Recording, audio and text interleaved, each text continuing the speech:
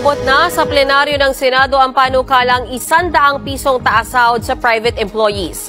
Kasabay ng panukalang yan ang bumabang bilang ng mga walang trabaho sa bansa. Narito ang aking report. Sinimulan ng talakayin sa plenaryo ng Senado ang panukalang 100 pisong aumento sa arawang sahod ng mga manggagawa sa pribadong sektor sa buong bansa. Si Senate Committee on Labor, Employment and Human Resources Development Chairman Jinggoy Estrada ang sponsor ng Senate Bill 2534.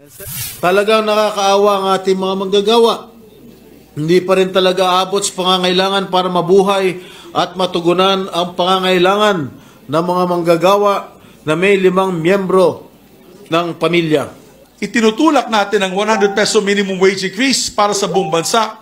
I think there are still 2 or 3 regions in Mindanao na hindi pa sila nabibigyan ng sahod. Ang sahod po nila na yon, for example in BARM, is only 300 pesos a day. Mr. President, 300 pesos a day. How can you survive with 300 pesos a day?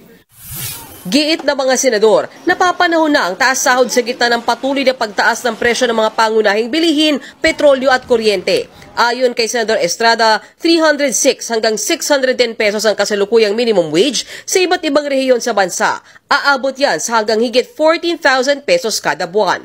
Kung may sasabatas ang panukala, nasa 4.2 milyon na pribadong manggagawa ang makikinabang. Kasabay naman ng panukalang aumento sa sahod ang buwabang bilang ng mga walang trabaho sa bansa. Sa datos ng Philippine Statistics Authority o PSA, mula sa 3.6% nitong Nobyembre, bumaba sa 3.1% ang jobless rate sa Pilipinas. Ito ang pinakamababang antas ng mga walang trabahong Pinoy simula 2005 o halos 2 dekada. Ayon sa PSA, nakatulong ang nakaraang holiday season sa pagdami ng mga trabaho. So yes, there is really seasonality and this is because of course during the holidays you have consumption is higher and thus nakikreate tayo ng additional jobs.